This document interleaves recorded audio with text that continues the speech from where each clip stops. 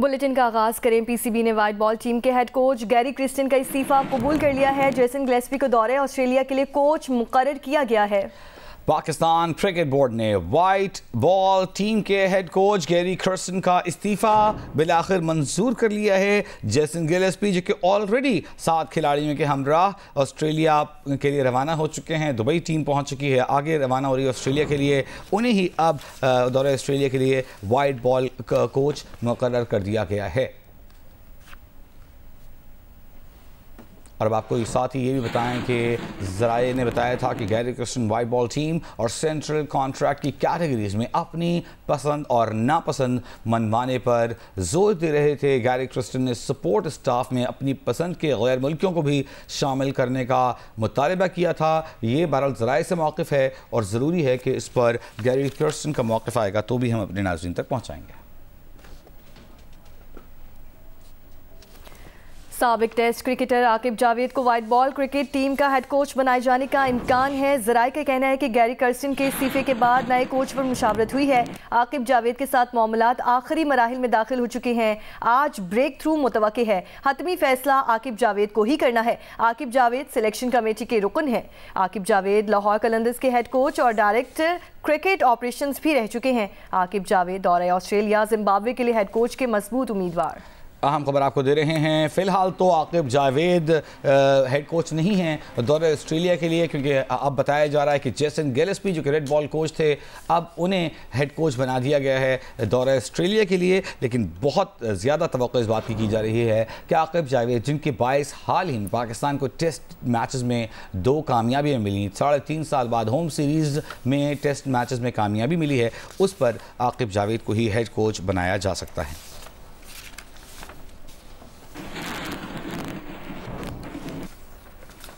और Pakistan white ball squad की Australia रवानगी का सिलसिला शुरू हो चुका है, जबकि T20 सीरीज़ के लिए ऑस्ट्रेलिया ने स्क्वाड का ऐलान भी कर दिया है। पाकिस्तान क्रिकेट टीम ने ऑस्ट्रेलिया में 3 वनडे और 3 T20 मैचेस की सीरीज़ खेलना है। ऑस्ट्रेलिया में 3 वनडे और 3 T20 मैचेस की सीरीज खेलने पाकिस्तान टीम के 7 मेंबरान ऑस्ट्रेलिया रवाना हो गए। रवाना होने वालों में बाबर आजम, शाहीन शाह अफरीदी, नसीम शाह, हारिस रऊफ, फैसल अकरम, मोहम्मद हसनैन और इरफान खान शामिल हैं। स्क्वाड के दीगर अरकान कल रवाना होंगे। दूसरी जानिब पाकिस्तान के खिलाफ T20 सीरीज़ के लिए ऑस्ट्रेलिया ने भी अपने स्क्वाड का ऐलान कर दिया। क्रिकेट ऑस्ट्रेलिया के मुताबिक ऑस्ट्रेलिया टेस्ट स्क्वाड के कुछ अरकान T20 टीम में शामिल नहीं। भारत के खिलाफ टेस्ट सीरीज़ की तैयारी की वजह से वो अरकान T20 सीरीज़ मिस करेंगे। स्क्वाड में Glenn Maxwell, Marcus Stoinis, Adam Zampa, Matthew Short, Sean Abbott, Xavier Bartlett, Cooper Connolly, Tim David, Nathan Ellis, Jake Fraser, Aaron Hardie, Josh Inglis और स्पिनर जॉनसन शामिल हैं। ऊपर बल्कि बहुत ऊपर, जी हाँ, हम बात कर रहे हैं पाकिस्तान स्टॉक एक्सचेंज की, जो कि पूरा हफ्ता गुज़िश्ता जो है वो रिकॉर्ड बनाती रही, नई नफसियाती हदों को अबूर करती रही और आज हफ्ते के पहले दिन एक बार फिर नया रिकॉर्ड बन गया है। कारोबार के दौरान आज भी कारोबार में मंदी तेज़ी देखी गई, ज़बरदस्त तेज़ी देखी गई और पाकिस्तान स्टॉक एक्सचेंज का 100 इंडेक्स 91,000 पॉइंट्स अबूर कर गया। 10 इंडेक्स पहली बार, 100 इंडेक्स पहली बार 91,000 की सतह अबूर किया है। पाकिस्तान स्टॉक एक्सचेंज में एक और रिकॉर्ड बन चुका है। कारोबार के दौरान आज भी ज़बरदस्त तेज़ी देखी जा रही है। कारोबार के दौरान पाकिस्तान स्टॉक एक्सचेंज का 100 इंडेक्स 91,000 पॉइंट्स अबूर कर गया है।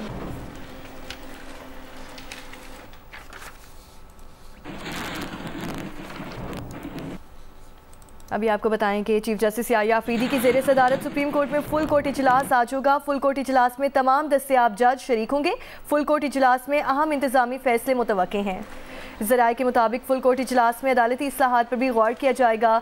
सीनियर जज जस्टिस मंसूर अली शाह उम्र अदायगी के बायस शरीक नहीं हो सकेंगे। चीफ जस्टिस याह्या अफरीदी की ज़ेरे सदारत सुप्रीम कोर्ट में फुल कोर्ट इजलास आज होगा और फुल कोर्ट इजलास में तमाम दस्तयाब जज शरीक होंगे। फुल कोर्ट इजलास में अहम इंतजामी फैसले मुतवक्के हैं, जबकि ज़राए का कहना है कि फुल कोर्ट इजलास में अदालती इस्लाहात पर भी गौर किया जाएगा।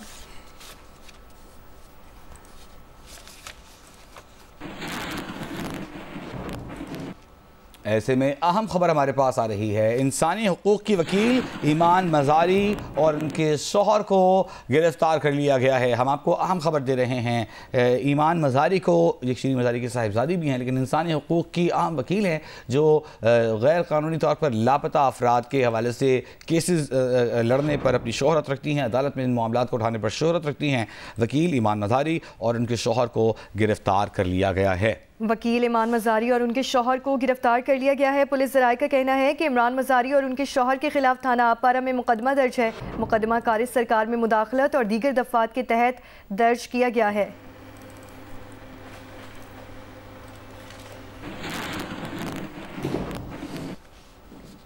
लाहौर में स्मॉग की ख़तरनाक सूरत हाल बरकरार है। आज सुबह एक बार फिर दुनिया में सबसे ज़्यादा बदतरीन माहौल में लाहौर का माहौल सबसे ऊपर था। आलमी माहौलियाती वेबसाइट लाहौर में इस वक्त के दुनिया के आलूदा तरीन शहरों में आज सुबह पहले नंबर पर था। तफसीलात बता रही हैं हफ्सा उस्मान।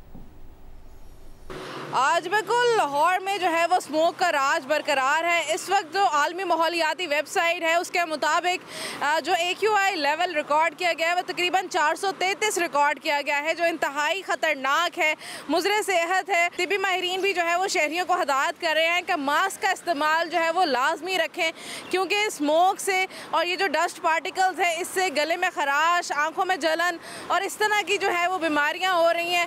अपने आप को महफूज रखें, मास्क का इस्तेमाल रखें, गैर ज़रूरी जो सफ़र है उससे इज्तनाब करें, बाहर जो है वो ज़रूरत के वक्त बाहर निकलें और जो ग्लासेस हैं उसका भी इस्तेमाल करें ताकि आई इन्फेक्शन और दीगर बीमारियों से जो है वो बचा जा सके।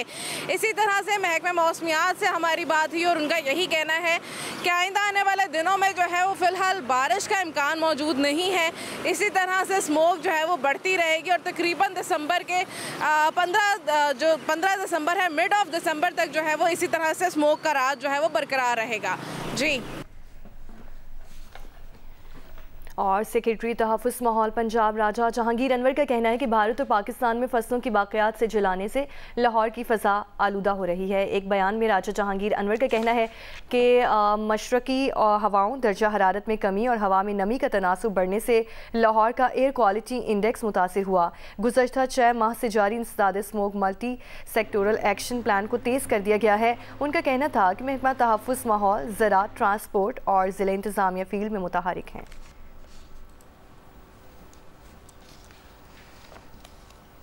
पंजाब पुलिस की स्मॉग की रोकथाम के लिए कार्रवाइयाँ जारी। अब तक 957 मुल्ज़िमान गिरफ्तार कर लिए गए। 1245 के खिलाफ मुकदमात भी दर्ज किए गए हैं। तर्जुमान पंजाब पुलिस के मुताबिक रवां साल लाहौर में ज़्यादा धुआं छोड़ने वाली 6 लाख से ज़ायद गाड़ियों के चालान किए गए। 9000 गाड़ियों के फिटनेस सर्टिफिकेट मुअत्तल किए गए। IG पुलिस के मुताबिक डॉक्टर उस्मान अनवर कहते हैं कि फील्ड अफसरान शाहराहों, इंडस्ट्रियल एरिया समेत दीगर मकामात पर सेफ सिटी कैमराज की मदद से स्मॉग का बायस बनने वाली गाड़ियों के खिलाफ कार्रवाइयों में तेजी लाएं। स्पीकर पंजाब असम्बली मलिक अहमद खान लाहौर में मीडिया से गुफ्तगू कर रहे हैं। मुल्क की मईशत तरक्की कर पा रही है, यह सियासत इस्तेहकाम की वजह से इस मईशत के ऊपर बोझ पड़ रहा है। इस पर भी सियासी जमातों का गौर करना एक लाजमी जुज़ है उनके इस किरदार का जो मुल्क की सियासत में अपनी खिदमात अंजाम देते हुए वो करते हैं। आइनी तरमीम के हवाले से मैं आपके सामने 20 बार मैंने आपके साथ बात की, आप दोस्त उसको कवर करते रहे। मैं कंटेम्पचुअस भी हुआ टू दिस एक्सटेंट। मैंने हैं आप आइन नहीं पढ़ते। आपके सामने बेसिक स्ट्रक्चर की जजमेंट में ये हक खुद छीन लिया गया कि जजों की तैनाती भी खुद करेंगे, उनकी रिमूवल भी खुद करेंगे।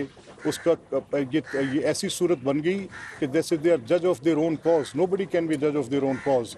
तो पार्लियामेंट ने जो ये तरमीम की है दुरुस्त सिमत में कदम है और मैं ये समझता हूँ कि इसके साथ आम मेरे जैसे साइलीन जो कि अदालत में इंसाफ के हसूल के लिए जाते हैं और वहाँ पर सियासी मुकदमात की नज़र वो स्केजुअल हो जाते हैं, जजेस की तादाद थोड़ी होती है, काम पूरा नहीं हो सकता। प्लन्ड हाई कोर्ट्स भी, ये सुप्रीम कोर्ट्स भी एक बोझ बना हुआ है। मुझे तो बड़ी तकलीफ़ है जब मैं किसी मैजिस्ट्रेट के कोर्ट में जाता हूँ और मैं देखता हूँ कि वो डस्टेड फाइल्स ज़मीन पे पड़ी हैं, वो ब्रोकन कबर्ड्स जिनकी एक शबी कंडीशन। तो मैं ये सोचता हूँ कि क्या ऐसी इमारत में इंसाफ के हसूल के लिए जहाँ पर ज़िंदगी खुद कसमपुसरी की हालत में तड़प रही है, वहाँ पर कैसा इंसाफ मुझे मिलेगा? तो ये वर्किंग एनवायरनमेंट, जैसे मैंने कहा कि मीडिया हॉल्स की यहाँ पर ज़रूरत है, इसी तरह मैं कह रहा हूँ कि वर्किंग एनवायरनमेंट उन वकला के लिए अच्छे कोर्ट रूम्स, आप वसाइल का रुख हुकूमतों को चाहिए कि उस जानिब मोड़े। बार एसोसिएशन के नुमाइंदों को भी बेंच के साथ मिलकर अच्छी वर्किंग एनवायरनमेंट देखनी चाहिए। ये एक ज़िमनन बात मैंने कर दी कि जिसका एक पहले भी एक रोज़ आपसे बात करते हुए कहा कि जब अमेरिका की रियासत अपना वजूद कायम कर रही थी तो पेंसिल्वेनिया स्टेट में मिस जेफरसन के हवाले से एक बड़ा कोटेड एक बार बार उनका एक कोट जो है वो हमारे हाफजे में बार बार गूंजता है। उन्होंने कहा कि ये इमारतें ऐसी होनी चाहिए, इंसाफ लेने वाले को इनकी पावर ऑफ अथॉरिटी, इनकी बिल्डिंग के स्ट्रक्चर से नज़र आनी चाहिए, अंदर के एनवायरनमेंट से नज़र आनी चाहिए, और इतनी भी ऊंची नहीं होनी चाहिए कि जैसे नीरू की मानंद इतना ऊपर लिखा हो, चाहे लैटिन में लिखा हो, लेकिन वो मैं नीचे से खड़ा होकर गर्दन ऊपर करूं तो पढ़ ना सके। एक मुअस्सर इफेक्टिव वो कॉम्प्लेक्स। मलिक अहमद खान इस वक्त पंजाबी असेंबली लाहौर में मीडिया से गुफ्तगू कर रहे हैं। वज़ीर-ए-आज़म के मुशीर बराए सियासी उमूर राना सनाउल्लाह ने कहा है कि 27वीं तरमीम भी इत्तेफाक राय से लाई जाएगी और खुर्शीद शाह की सदारत में कमेटी अपना काम जारी रखेगी। लेकिन अभी 27वीं तरमीम पर इत्तेफाक जैसी कोई बात नहीं हुई। जियो न्यूज़ के प्रोग्राम नया पाकिस्तान में बातचीत करते हुए उन्होंने कहा कि सुप्रीम कोर्ट के आईनी बेंच में बैठने से जस्टिस मंसूर और जस्टिस मुनीब को मासरत कर लेनी चाहिए। आईनी बेंच की तश्कील के लिए इजलास की सदारत चीफ जस्टिस याया आफरीदी करेंगे। उन्हें भी आईनी बेंच का सरबराह नहीं बनना चाहिए, मगर मेरी राय इनके लिए लाजमी नहीं है। मुलाकात भी हुई है शहबाज शरीफ साहब की, वजीर आजम है, और बिलाल भुट्टो जरदारी साहब की। क्या ऐसा ही है, इत्तेफाक हो गया 27वीं तरमीम पर? जी, मैं उस मीटिंग में मौजूद था, वहाँ पे तो कोई ऐसी इत्तेफाक वाली बात नहीं हुई। में एक ये बात तो तय हुई है कि जो पार्लिमानी कमेटी खुर्शीद शाह साहब की ज़ेरे सदारत बनी है उसको कंटिन्यू किया जाए, क्योंकि 27वीं तरमीम जो है उसमें जो भी होगा वो होगा कंसेंसस से। कोई एक तरफा तौर पे कॉन्स्टिट्यूशनल अमेंडमेंट आने का कोई चांस नहीं है। और अभी आपको बताएं कि पीटीआई ने बाज़ाब्ता तौर पर जुडिशल कमीशन पाकिस्तान का हिस्सा बनने का फैसला कर लिया है। पीटीआई की सियासी कमेटी के खुसूसी इजलास का अलामिया जारी कर दिया गया है। अलामिया के मुताबिक जुडिशल कमीशन ऑफ पाकिस्तान के लिए पार्लियामान से अरकान नामजद करने पर इत्तेफाक हुआ है। और साथ ही हम आपको बताएं कि सियासी कमेटी के फैसले को तौसीक़ के लिए कोर कमेटी भेजा जाएगा और हतमी मंजूरी के लिए बानी पीटीआई को अडियाला जेल भेजा जाएगा। ये मुसवदा और कमीशन में हिज़्ब इख्तिलाफ की नुमाइंदगी के लिए 2 नामों का ऐलान बानी पीटीआई की मंजूरी से ही होगा।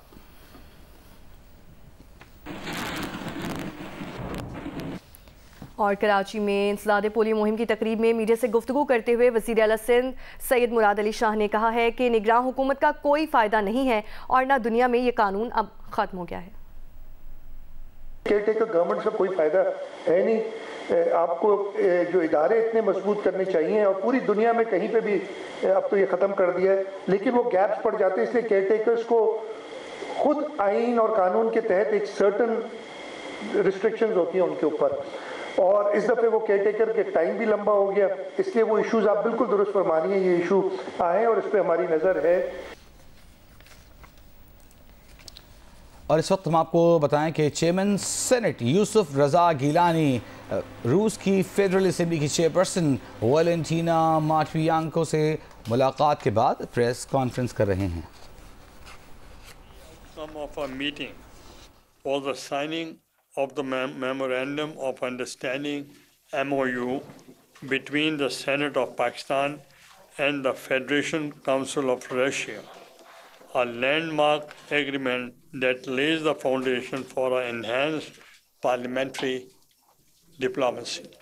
Итоговый документ нашей встречи, то есть меморандум о взаимопонимании между Сенатом Пакистана и Советом Федерации России.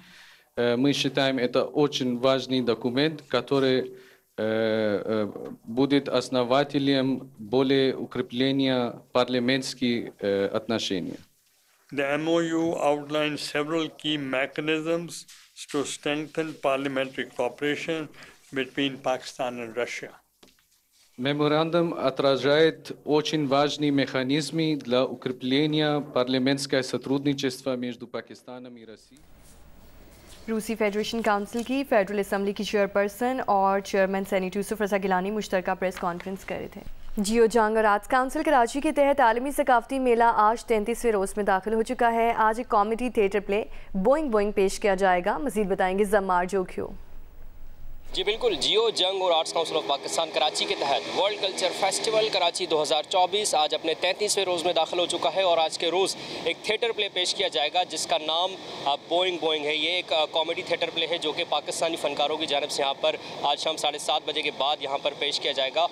इसके अलावा आलमी सकाफती मेला आज अपने आखिरी हफ्ते में दाखिल हो चुका है और इस हफ्ते मुख्तलिफ परफॉर्मेंसेज होंगी, थिएटर परफॉर्मेंसेज होंगी, डांस परफॉर्मेंसेज होंगी, म्यूज़िक परफॉर्मेंसेज होंगी जिसमें मुल्की और गैर मुल्की फ़नकार अपने फ़न का मुजाहरा करेंगे। क्लोजिंग सेरेमनी इसी हफ्ते होगी और इसके अलावा सरप्राइज़ जो है परफॉर्मेंस भी होगी, उसमें देखेंगे कि क्या होता है। और 38 रोज़ा इस फेस्टिवल की सरगर्मियाँ इसी तरह से 2 नवंबर तक जारी रहेंगी।